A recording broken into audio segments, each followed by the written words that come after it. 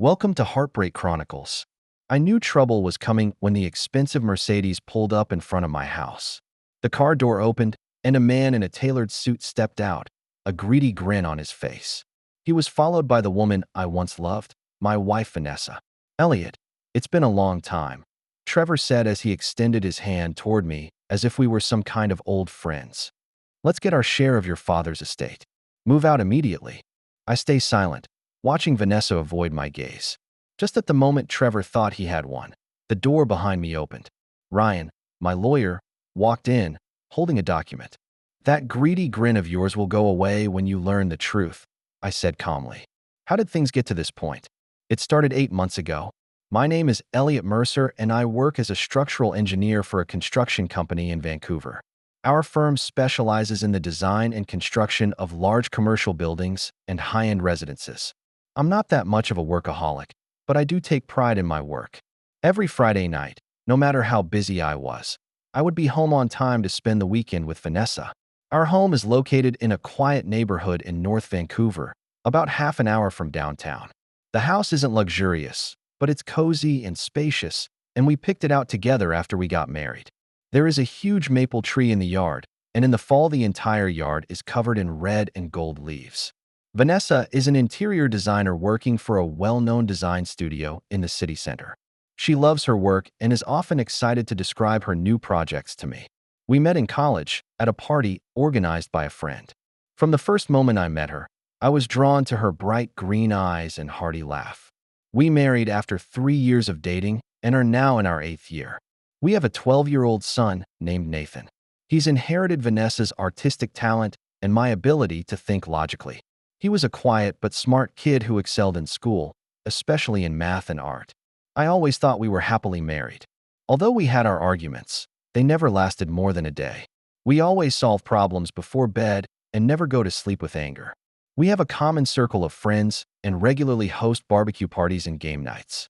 Every summer, we take Nathan on a trip to a different place, from the Rocky Mountains to the beaches of the East Coast. Until that Thursday night, everything changed. I came home from work early to surprise Vanessa. It was our anniversary, and I bought her favorite wine and a bouquet of flowers. When I walked in the door, the house was unusually quiet. "Nathan is spending the night at a friend's house today, so only Vanessa should be home." "Vanessa?" I called out, putting down my briefcase and heading to the kitchen. No response. I went upstairs to the bedroom, thinking she might be in the shower or listening to music. The bedroom door was half open, and I saw Vanessa sitting on the edge of the bed with her back to the door, talking on the phone. Her voice was low, almost a whisper. "I'll see you this weekend," she said softly. "Elliot's taking Nathan to a soccer game, and I've got 2 full days." She paused for a moment, then smiled. "Yes, I miss you too." I stood there and felt a wave of vertigo. I didn't want to believe what I was hearing, but the intimacy in that voice couldn't be fooled. I backed away gently, then retraced my steps, this time making a deliberate noise.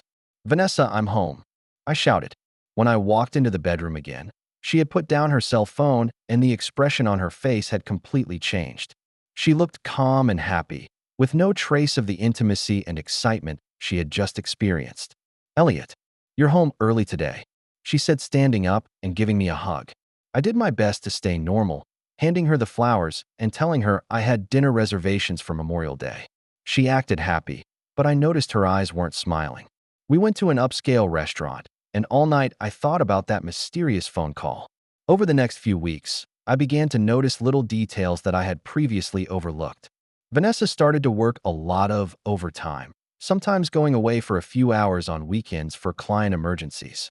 Her cell phone is always with her and now has a new password that I don't know about.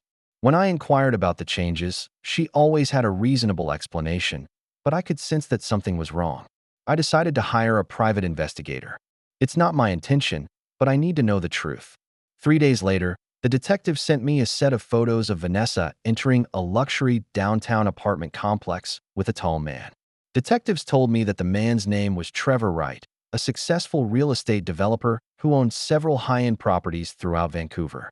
In the photo, they are holding hands and are clearly not in a business relationship. The last photo shows them kissing in the lobby of their apartment, and the scene stung my eyes. I didn't confront Vanessa right away. Instead, I started my own investigation. Trevor Wright is a married man whose wife spends a lot of time abroad running the family business. He was 5 years older than me and had an impressive social circle and wealth. Through social media, I found out that Vanessa and he co-appeared at several industry events. It seems they met through work. Trevor was developing a new residential project, and Vanessa's company was in charge of the interior design. After learning this information, I decided to talk to Vanessa. I chose a Friday night when Nathan was at a school sleepover event. "We need to talk," I said calmly, as we sat down at the table. Vanessa gave me a look and put down her fork. "About what?" "About Trevor Wright," I said directly. Her face lost its color momentarily, but quickly regained her composure. "He's a client of our firm, I told you." "Stop lying, Vanessa. I know your relationship." I pulled out the picture the detective had given me and put it on the table. She looked at the picture and then closed her eyes. "I didn't mean to hurt you," she said finally. "So what do you think?" I asked, trying to keep my emotions in check. "I don't know how to explain it," she said. "But with Trevor, I feel alive. He made me feel valued and appreciated. And I didn't." I asked. "It's not like that," she shook her head. "Our lives have become too predictable. Every day is the same routine, no surprises, no passion. Trevor makes me feel young and excited." I felt a surge of anger. "So you just decided to betray our marriage, our family?" "I know it sounds selfish," she whispered. "But when I met Trevor, everything changed. He understood what I wanted, and he showed me how different life could be." "What about Nathan? Have you thought about him?" "Of course I've thought about it," she said, tears glistening in her eyes. "That's the hardest part. But maybe, in the long run, it's better for him if we separate. We shouldn't have to stay in a loveless marriage for the sake of our children." "No love." I repeated her words incredulously. "Vanessa, I've always loved you." "I know," she said softly. "But sometimes love isn't all there is. We've become roommates, not partners." The conversation went on for hours, but the outcome was already predetermined. Vanessa wants a divorce, and she's already planning a future with Trevor. She told me she'd move out and hoped we'd break up peacefully for Nathan's sake. The next few weeks were a nightmare. We told Nathan the news that we were splitting up and watched his world fall apart. Despite all of our promises to always love him, he knew things would never be the same again. Vanessa moved into Trevor's apartment, and we began the long process of divorce. Under Canadian law, we need to be separated for at least a year before we can officially divorce. We agreed to have joint custody of Nathan, but he mainly lives with me because he doesn't want to leave the home and school he knows so well. Just as this was happening, I got an unexpected phone call. My father died. My relationship with my father has always been complicated. He was a traditional and stern man who rarely expressed emotion. The last time we spoke was 2 years ago, when an argument broke out over some old stuff. Since then, we've only exchanged brief greetings on holidays. The reading of my father's will is scheduled for next week. I didn't tell Vanessa the news because I didn't think it was any of her business. Yet, somehow, the news still reached her ears. The day before the reading of the will, I received a text from her. "I'm sorry to hear about your father. If you need any support, I'm here." I didn't reply. The next day, I traveled to the lawyer's office alone. To my surprise, I saw Vanessa and Trevor in the waiting room. "What are you doing here?" I asked, unable to hide my surprise and anger. "We're here to support you," Vanessa said, but she looked uncomfortable. Trevor held out his hand. "I'm sorry for your loss, Elliot." I didn't shake his hand. "I don't need your support. It's a family matter." However, attorney Ryan Fleming stepped in. "In fact, Elliot, at your father's request, Vanessa was invited to the reading of the will." I was shocked and confused, but had no choice but to accept their existence. In the conference room, Ryan begins the reading of the will. The results are shocking. My father is much richer than I thought. He left behind several properties, investments, and a lot of cash. Most surprisingly, he left most of his fortune to me on one condition: that I remain married to Vanessa for at least 5 years, or the property would go to charity. Ryan explains, "Your father's last few years were all about you, Elliot. He admires Vanessa and thinks she's a great wife. He wants to make sure your marriage lasts." I looked at Vanessa and Trevor as their expressions changed from shock to calculation. I know what they're thinking. If Vanessa comes back to me, we get the inheritance. It's a tempting offer for a materialist and a greedy developer. "I need time to think about it," I said calmly. Over the next few days, Vanessa began contacting me frequently about reconsidering our relationship for Nathan. I pretended to be seriously considering it, but in reality, I already had a plan of my own. I met privately with Ryan to ask if there was a way to change the terms of the will. He explained that Canadian law provides that a will can be challenged, especially if the conditions are deemed unreasonable or coercive. But it takes time, he said, and the results aren't always in your favor. What if I could prove that Vanessa only wanted to come back for the money? I asked. Ryan thought about it for a moment. That might help your case, but you need hard evidence. With that, I made a plan. I told Vanessa I was willing to try to start over, for Nathan and for our future together. She looked happy, but I could see the calculation in her eyes. I suggested that she move home first and we could take it slow.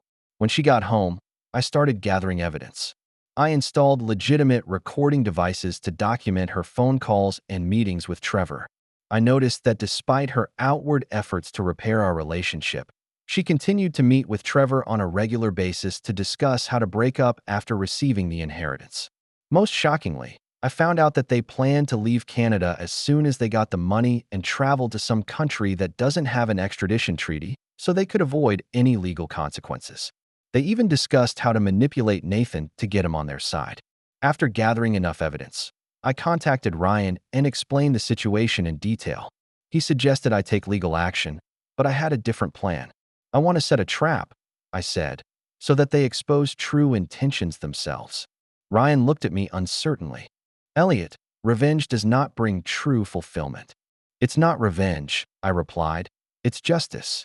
I had Ryan draft a new will modification document, which looked as if my father had added a clause that if Vanessa and I divorced within 6 months of our inheritance, all of our property would automatically be transferred to Nathan's trust fund, to be administered by a court-appointed trustee until he turned 25. I accidentally left the document on my desk at home to make sure Vanessa could see it. Sure enough, when she went out that night, I saw her take a picture of the file through the hidden camera and call Trevor. The next day, I told Vanessa I needed to travel for a few days.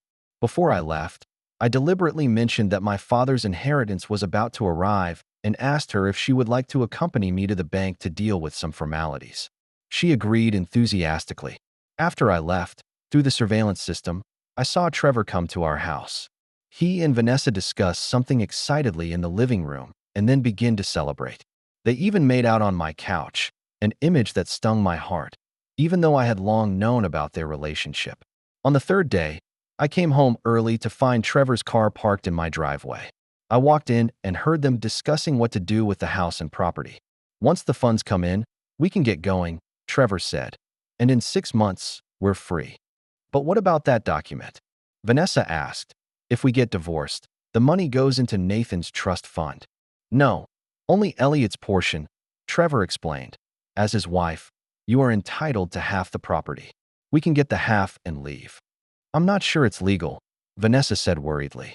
Believe me, Trevor said with a smile. I've consulted my attorney. Just then, I walked into the room. They all turned and looked at me in shock. Elliot, Vanessa exclaimed in surprise. Aren't you supposed to be back tomorrow? Apparently, I came back just in time, I said calmly.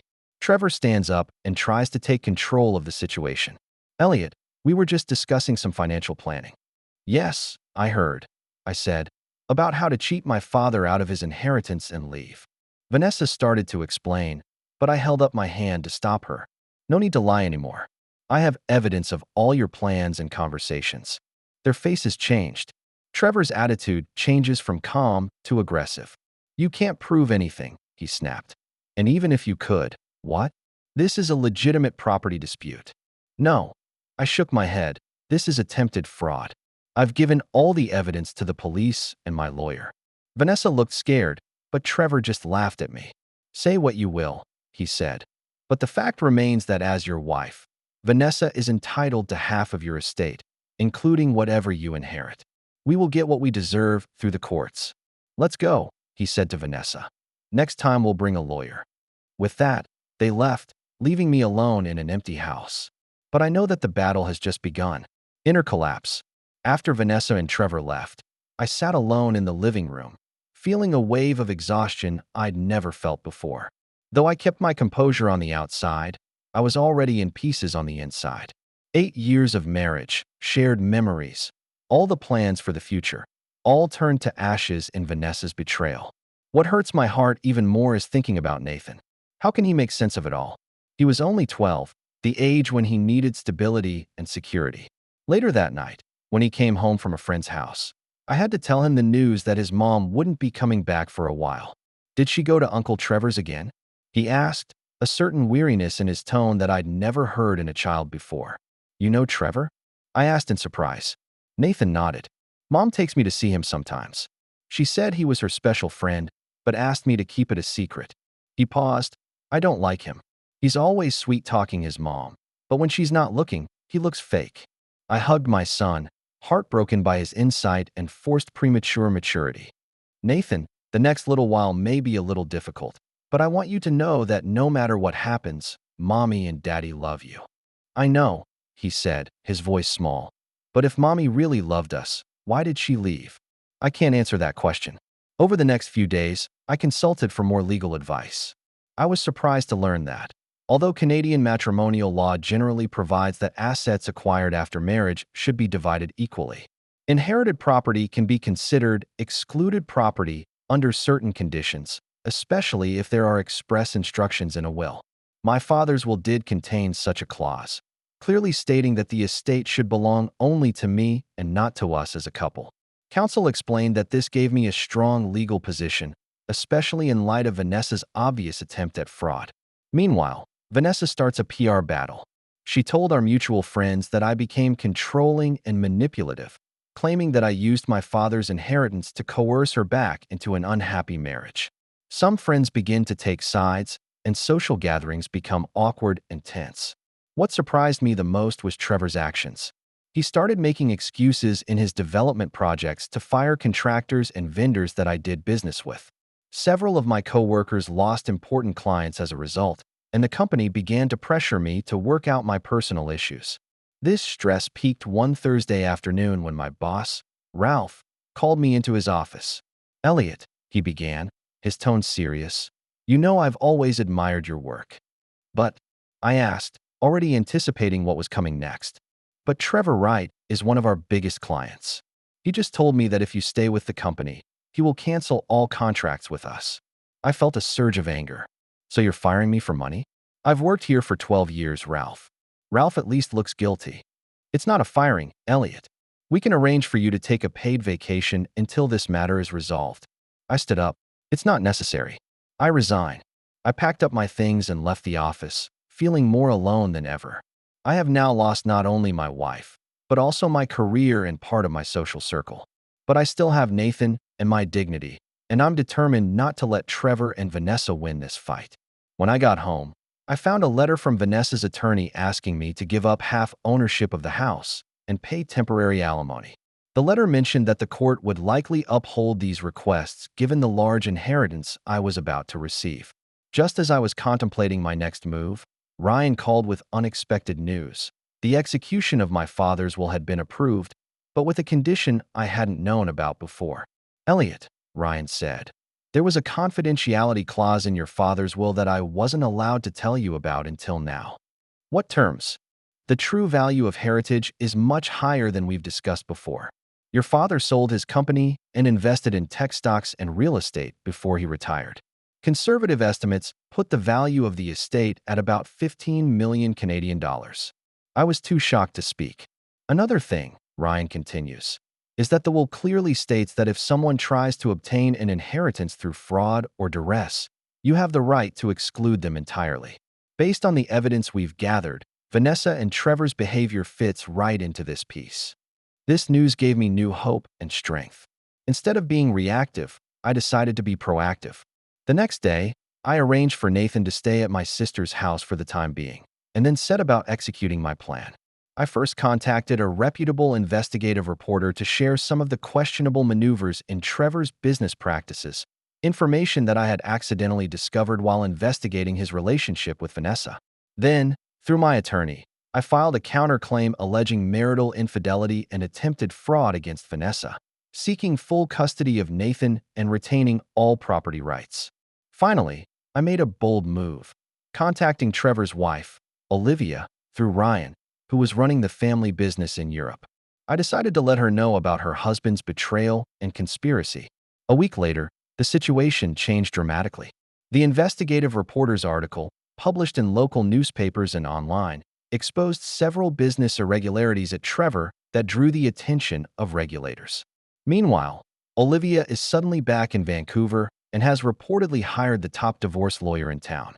Most surprisingly, several of Trevor's business partners began to disown him, and some of his projects were put on hold or canceled. His business empire began to go into crisis. I learned through mutual friends that there was also a rift between Vanessa and Trevor. She begins to question his promises and plans, especially when his career and marriage are in crisis at the same time. It was at this point that Nathan began to show more emotional problems. His teachers told me that he became withdrawn and angry at school. One night, while we were eating dinner together, he burst out, "It's all because of you." He yelled at me. "If you'd been as good to Mom as Uncle Trevor was, she wouldn't have left." I looked at him in shock, not knowing how to respond. Uncle Trevor buys Mom jewelry and nice clothes and takes her to nice places. What about you? All you do is work and watch TV. I realized that Vanessa and Trevor had molded a very different narrative in front of Nathan. "Nathan," I said calmly, "sometimes adult problems are complicated. What Mom and Uncle Trevor told you may not be the whole truth." "And what is the truth?" he questioned, tears in his eyes. I decided to be honest with him, in a way he could understand. "The truth is that Mom chose to fall in love with another person rather than remain committed to our family. It's not your fault, and it's not entirely my fault. Sometimes people just make choices that hurt others." Nathan was silent for a moment, then asked, "So what do we do now?" "We face it together," I said, "as a team. No matter what happens, I'll be here for you." That night, I decided to put my revenge plans on hold. I realized that my actions were not only affecting Vanessa and Trevor, but Nathan as well. I need to find a way to protect my son's emotional health while also preserving our rights. However, fate seems to have other plans.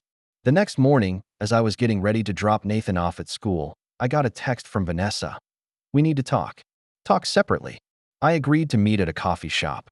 When I arrived, Vanessa was already there waiting, looking haggard. "Trevor and Olivia are negotiating divorce papers," she says as soon as they meet. "He promised us a future, but now he's fully committed to saving his marriage and his career." I showed no sympathy. "So you're coming to me now because your plan failed?" Tears glistened in her eyes. "I made a terrible mistake, Elliot. I was blinded by money and excitement. But seeing how bitterly you and Nathan betrayed me, I realize what I've lost." "It's too late," I said. "Not only did you betray me, but you tried to cheat me out of my father's inheritance and even got Nathan involved." "I can explain," she said eagerly. "Trevor convinced me that you weren't good enough for Nathan and that we needed that money to provide him with a better life. I know that's no excuse, but at the time I really thought I was doing the right thing." I looked at the woman who had once been my wife and felt a complex mixture of emotions: anger, sadness, regret, and a hint of pity I didn't want to admit. "Whatever your reasons, the result is the same," I finally said. "Our marriage is over." "But what about Nathan?" she asked. "He needs us." "Yes, he needs to. That's why I'm willing to reconsider the custody arrangement, provided you completely sever your relationship with Trevor and sign a waiver of any claim to the estate." Vanessa looks both surprised and relieved. "I will," she said. "I just want to repair the damage done to Nathan." I nodded and stood up ready to leave.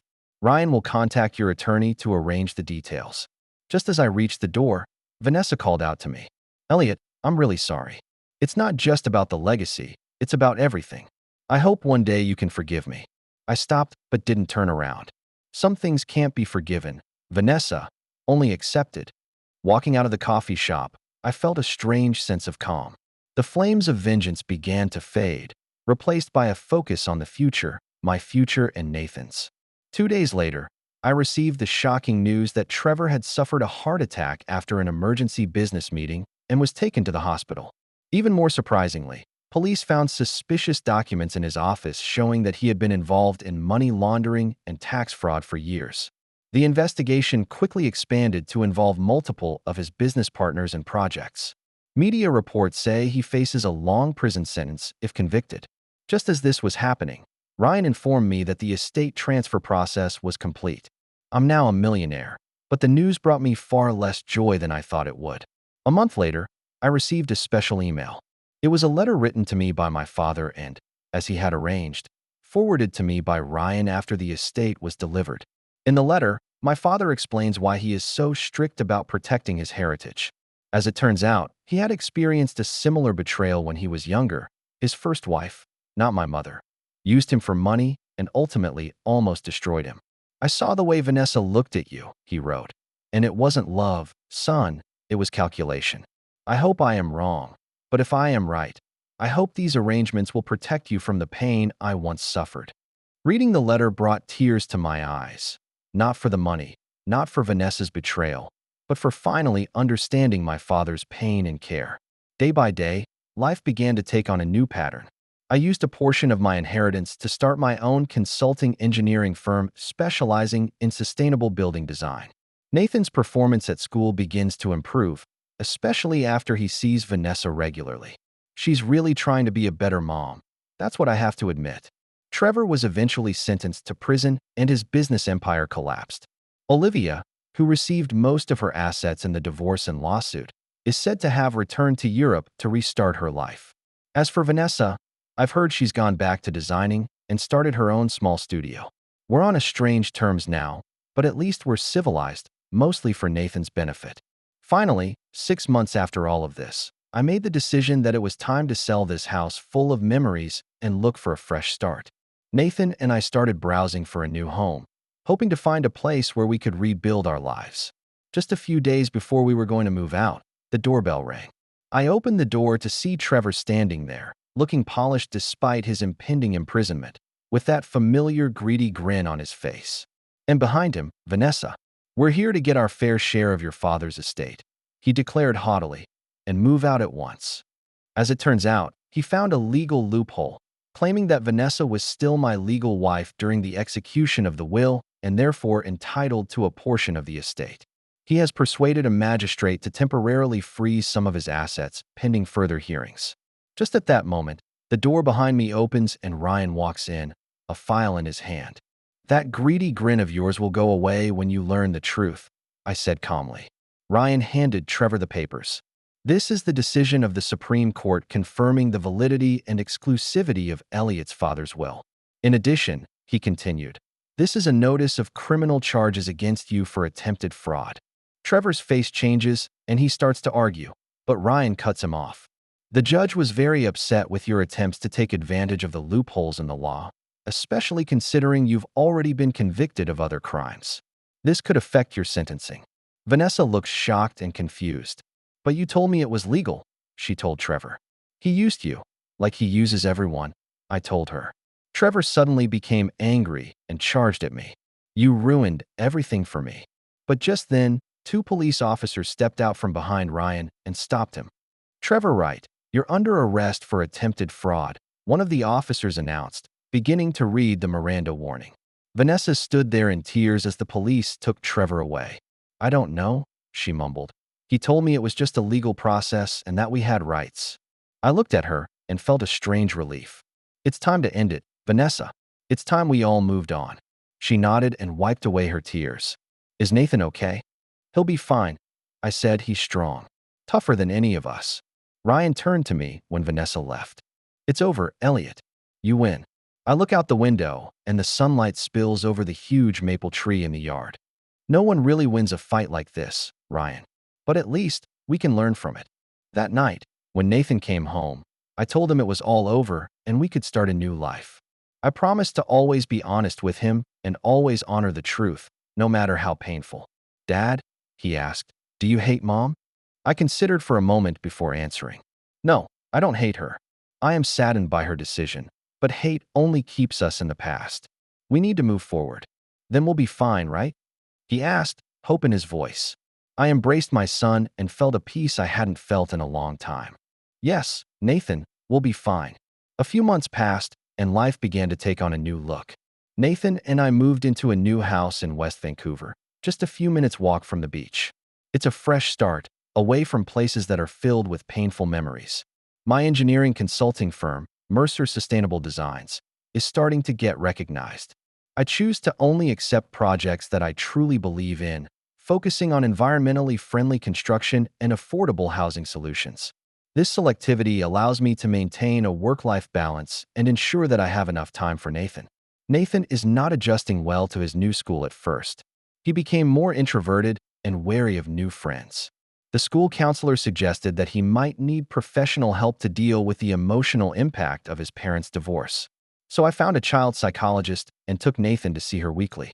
At first he was resistant, but after a few weeks began to show positive changes. He slowly regained his former vigor and curiosity. Meanwhile, Vanessa is rebuilding her life. Her small design studio has gained some attention locally, focusing on interior design services for families on a moderate budget. We maintained a polite but distant relationship, communicating about Nathan mostly through text messages and emails. Trevor's situation is quite different. He was sentenced to 10 years in prison for multiple financial fraud and tax offenses. His case has been widely covered by the media, revealing how he defrauded investors and business partners for years. His name became a cautionary tale in local business circles. One night, when Nathan was already asleep, I sat on the balcony looking out to sea and thinking about everything that had happened in the past year. My phone lit up with a text message from Vanessa. "Can we meet tomorrow to talk?" About Nathan. I replied, agreeing to meet at her studio. The next afternoon, I walked into my small studio in an old building in the center of town. The space is small but cozy and full of Vanessa's usual design style, simple and warm. "Thanks for coming," she said, pouring me a cup of coffee. She looked different, less polished than before, more real and composed. "About Nathan, did something happen?" I asked directly. "He's been acting a little strange around me lately," she said. "He's been asking a lot of questions about our marriage, especially about why I cheated on you." I nod. His psychiatrist says it's normal. He's trying to understand the complexities of the adult world. "The thing is," Vanessa hesitated, "I don't know how to answer. I don't want to lie to him, but the full truth is too complicated again." "Tell him the truth," I said, "in a way he can understand. He needs to know it's not his fault. It's a choice we make as adults." Vanessa looked at me with tears in her eyes. "You're a lot more forgiving than I thought, Elliot, considering what I've done to you." "This isn't about you," I said calmly. "This is about Nathan. He needs two parents who can co-parent him, even if we're no longer together." We continued to discuss Nathan's education and future plans. The conversation went better than I expected, without the usual hostility and tension. Vanessa snapped as I was getting ready to leave. "I got a letter from Trevor." I stopped and turned to look at her. "What does he want?" "He said he had some kind of cognizance, said he really loved me and wanted me to wait until he got out of jail." She laughed bitterly. "How ironic, isn't it?" "What do you think?" I asked, though not sure why I cared about the answer. "I told him not to contact me again," she said firmly. "I've made enough mistakes. It will not be repeated." I nodded and left the studio without saying anything else. As I walked down the street, I felt a strange relief, as if the last of my burdens had been lifted. Day by day, life gradually develops a new rhythm.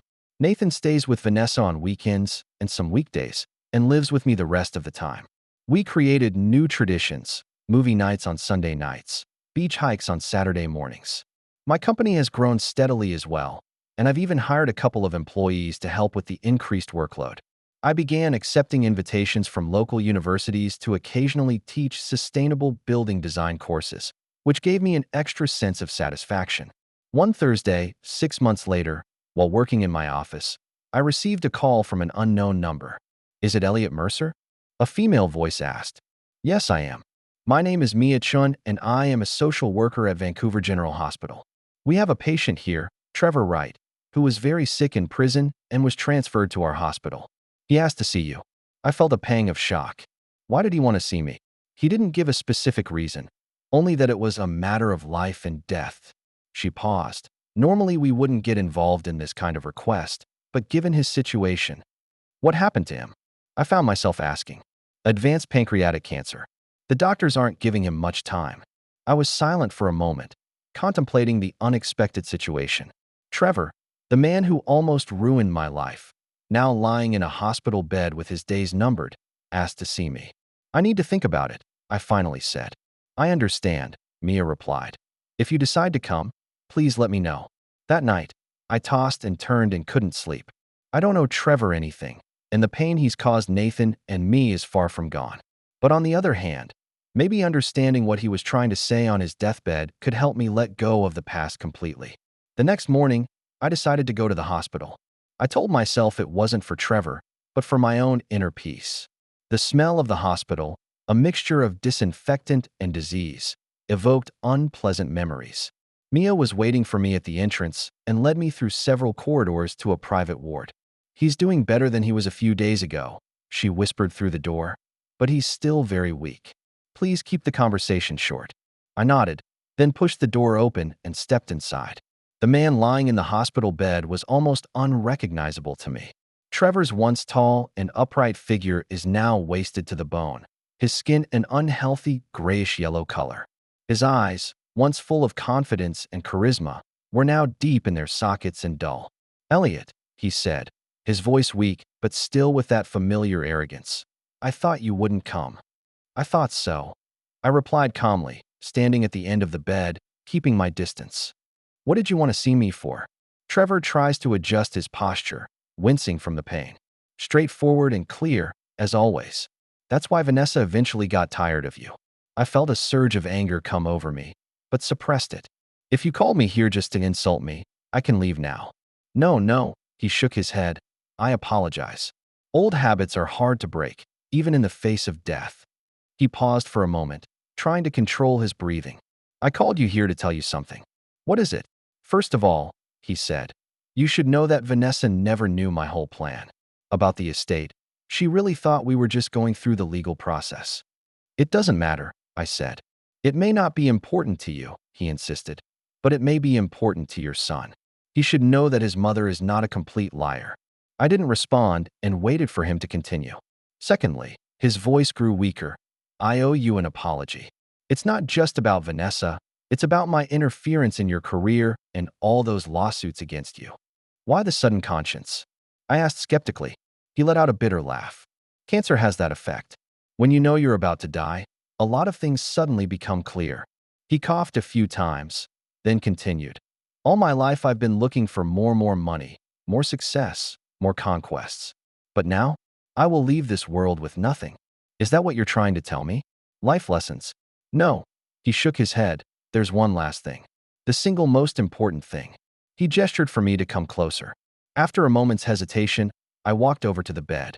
"I have an account abroad," he whispered, "that I have accumulated over the years. Emergency funding. The tax department doesn't know. About $2 million. I felt a pang of shock. "Why are you telling me this?" "Because I want you to help me with it," he said, his voice almost pleading. "Not for me. It's for my daughter." "You have a daughter?" I asked, completely surprised. Trevor nodded, and for the first time real emotion showed in his eyes. "Her name is Lily, and she's 14 now. She lives in London with her mother, my first wife. She doesn't know about my career, my crimes, or what's going on right now. So what do you want me to do?" "The account information is all here," he said as he pulled an envelope out from under his pillow. "I want you to make sure that the money is used for her education and future. Instead of giving it to her right away, set up a trust until she reaches adulthood or goes to college." I didn't reach for the envelope. "Why me? Surely you have other friends or lawyers who can handle this." "Friend?" He laughed bitterly. "I have no friends, Elliot.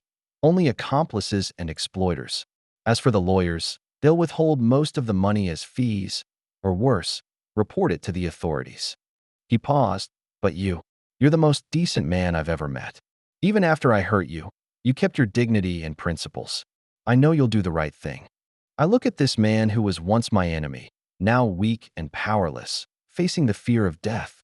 I don't know whether to believe his sudden confession or to suspect it's another manipulative tactic. "And if I refuse?" I asked. "Then the money will lie unclaimed in that account forever," he said. "And Lily will never know that her father at least tried to do her a favor." We were silent for a while, only the ticking of the medical equipment echoing through the room. Finally, I reached for the envelope and put it in my pocket. "I can't promise I'll do what you say, but I'll think about it." Trevor nodded and seemed to finally relax. "Thank you." He closed his eyes. "One more thing." "What?" "Tell Vanessa," he whispered, "that I loved her with all my heart, at least in the beginning. I didn't respond, just nodded and turned to leave the room. Walking out of the hospital, the warmth of the sun shone on my face, a stark contrast to the gloom of the hospital room.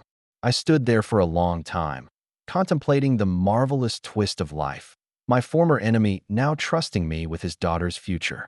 That night, I studied the contents of the envelope carefully.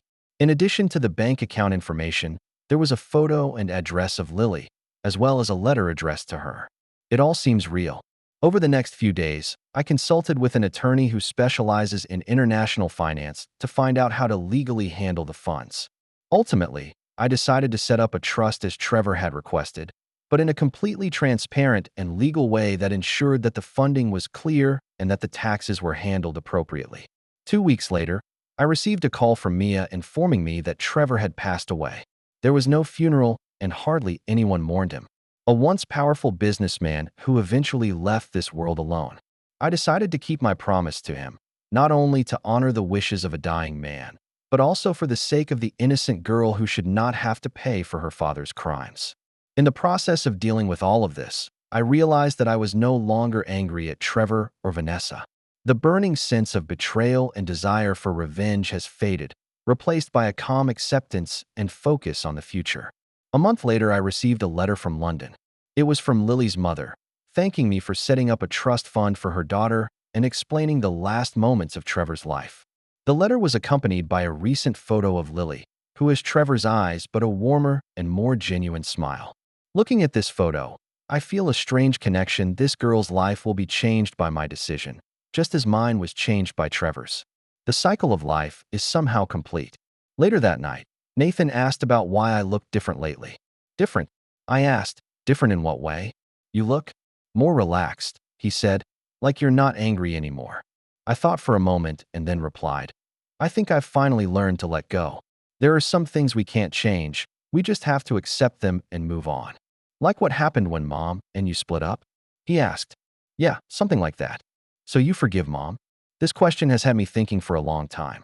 Forgiveness is a complex concept, especially after deep betrayal. But looking into Nathan's hopeful eyes, I realized how important my answer was to him. I think so, I said finally, not because what she did was right, but because the past can't be changed.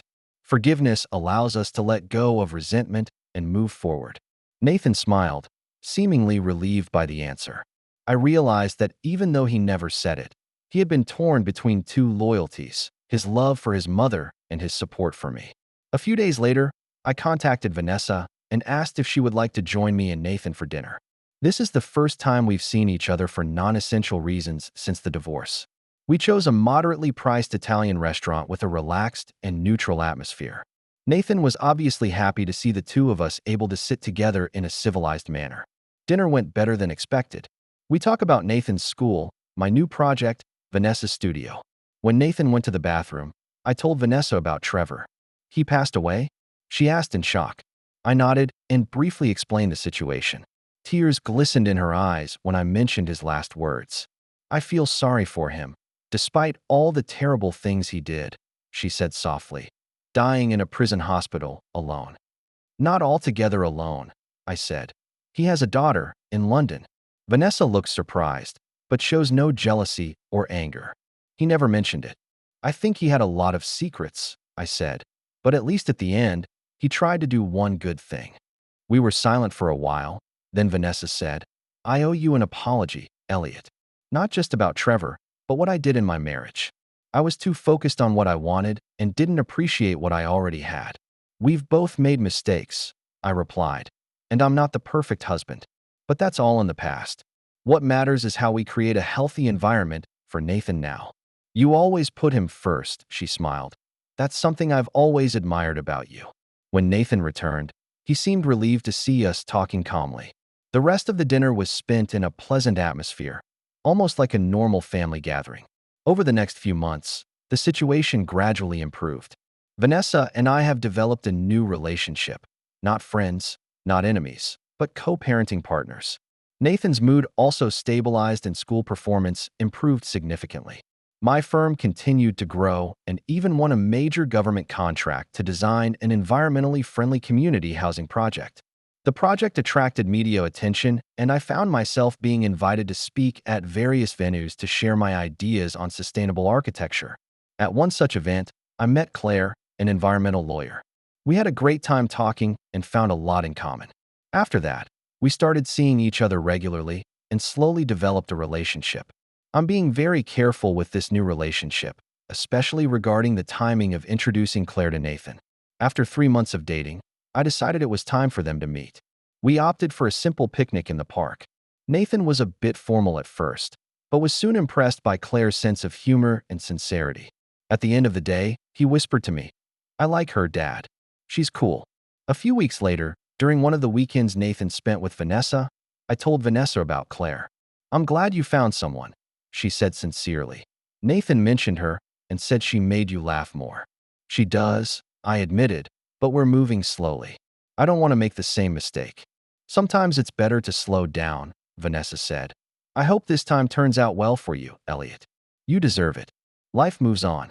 Claire is becoming more and more integrated into my life and Nathan's. Vanessa has also started a new relationship with a photographer she met in an art class. We gradually found a balance, a new normal. A year later, on a sunny Sunday, Nathan and I stood on the beach and watched the breathtaking view at sunset. The sky was tinted with a mixture of orange, pink, and purple colors, and the waves lapped gently against the shore. "Dad," Nathan asked suddenly, "are you still sorry? About Mom and everything that happened?" I look at my son, now 14 years old, more mature and thoughtful than when that storm began. "No," I answered honestly, "I'm not sorry. Of course, I wish things were different and that you didn't have to go through all that pain. But without those experiences, we probably wouldn't be who we are now. Sometimes the hardest parts of life lead us to a better place." Nathan thinks for a moment, then nods. "Like Mom said, sometimes what breaks can be put back together in a new way." "That's right," I said, feeling a calm satisfaction. Just like that. We stood there, father and son together, watching the sun slowly sink to sea level. It's getting dark, but there are infinite possibilities for tomorrow ahead. In that moment, I realized a simple but profound truth. The wounds of betrayal may never fully go away, but they will heal and become part of our life story, not all that defines us. True victory is not revenge against those who hurt us, but finding the courage to move on and rebuild a life worth living. As for Vanessa and Trevor, their story provides a serious warning to me and many others that the price of betrayal is much higher than a brief thrill. Sometimes we need to lose everything to understand the value of what we once had. That evening, when we got home, I received an email from Lily with a recent photo of her standing in front of King's College London, where she had just been accepted as a medical student. She wrote that while she would never forgive her father for his crimes, she thanked me for giving her a chance to rise above those shadows. Looking at this email, I thought about the cycle of life. My father protected me from greed and deception through his legacy. I helped Lily escape her father's negative legacy by honoring my commitment to Trevor. Maybe that's the best thing we can do: break the cycle of hurt and create better possibilities for the next generation. Claire walked into the room, saw the look on my face, and asked, "Is everything okay?" I smile and nod. "Yeah, everything's fine. I think we can finally really move on." She took my hand and looked out the window at the stars with me. In the presence of those stars, I felt a sense of wholeness and peace that I hadn't felt in a long time. Whatever awaits ahead, I have found inner peace, the kind that comes from accepting the past, letting go of hatred, and embracing the possibilities of the future. This, perhaps, is the true triumph that follows betrayal and revenge. Not to destroy others, but to rebuild ourselves. Not to dwell forever on the pain of the past, but to have the courage to begin a new journey with the wisdom and strength learned from the storm. After all, the best revenge is not revenge, but living well. And that's exactly what I intend to do. In the 6 months since Trevor's death, I've often pondered why that mortal man chose to confess to me. Perhaps seeking some kind of redemption, or maybe just wanting to secure his daughter's future. Regardless of the motivation, the experience taught me the power of forgiveness, not for the forgiver, but for the inner peace of the forgiven. On a breezy Sunday afternoon, I received an unexpected visitor. Lily came to Vancouver and wanted to thank me personally. She has Trevor's features, but without his calculation and coldness in her eyes. Instead, she is full of sincerity and kindness. All I knew was that my father was a criminal, she told me. But you showed me that he tried to do the right thing, too. It gave me some peace. I gave her a letter from Trevor that I had kept until I thought the time was right. Before she left, she asked a question that made me think long and hard. How did you forgive him, after all he's done to you? I didn't answer immediately because it wasn't an easy question. Eventually, I said, I'm not sure I've completely forgiven him, but I learned to not let that experience define my future. Sometimes it takes more strength to let go than to hold on. Lily nodded, seeming to truly understand my words. I hope that someday I can find that kind of strength. As I watched her leave, I was reminded of Nathan's recent quote.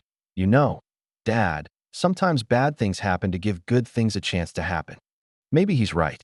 Without that storm, I may never have reevaluated my life, discovered a new path, or understood the true legacy my father left me. Not just wealth, but principles and wisdom. 2 years later, Claire and I were married. The ceremony was simple and cozy, with only the closest friends and family in attendance. Nathan served as my best man and stood proudly by my side. To my surprise, Vanessa and her new partner came along with sincere well wishes. When she hugged me, I felt years of tension and hostility completely dissipate. Thank you for not letting Nathan grow up in anger and hate, she said softly. You're a better person. We're both becoming better people, I replied, looking at the repaired relationship between her and Nathan. And that's all that matters. After the wedding, we entered a new chapter in our lives. Claire is pregnant and Nathan is both excited and nervous about becoming a big brother. Vanessa's design studio gained important clients, and she found a new balance in her life. As for me, Mercer Sustainable Designs has grown to become one of the leading sustainable construction companies in the area. Not only have our programs won industry awards, but they've truly helped people live in a greener, more affordable way. Sometimes, when I'm alone, I think of Trevor, who stood at my door with a greedy grin, and Vanessa, who was broken at the time. I think about my anger and revenge plans and the pain of that time. Those memories no longer sting me. Instead, they remind me of the complexity of human nature and how each of us has the ability to make choices that hurt others, as well as the ability to find redemption and growth. Most importantly, that experience taught me that true power lies not in controlling others, but in controlling my own reactions and choices. On the day Claire gave birth to our daughter Amelia, Nathan held his new sister's tiny hand with tears in his eyes. We're a real family, he said, certainty in his voice. Looking at them, I realized that life had given me more than I had lost. Betrayal shattered my old world, but out of those pieces, we built a new world that was stronger and more meaningful. That's the ultimate lesson. Betrayal, no matter how painful, can be a catalyst for transformation if we choose to learn and grow from it rather than wallow in vengeance and bitterness. As I write these words, Trevor has been dead for 4 years. Vanessa moved on, developing her career and relationships. Claire and I live with our growing family, Nathan, Amelia, and soon-to-be third child, in an environment of love and understanding. Life isn't perfect, but it's real. We all walk with scars, but those scars have become part of our story, not a bondage. To those who are experiencing the pain of betrayal, I would say, the dawn will come. Revenge may seem sweet, but the real victory lies in rising above it and finding peace and new life. The truth is always more powerful than a lie. Loyalty is always more valuable than betrayal. And love, true, respectful, honest love, is always worth fighting for, even if it means letting go of the phantoms of the past. After all, when my wife's new husband arrived at my door with a greedy grin, what he didn't know was this. He was doomed, not because of my vengeance, but because of my refusal to let his behavior define my future. This, perhaps, is the sweetest justice of all. That's the end of today's story. For more captivating tales, hit subscribe and never miss an episode.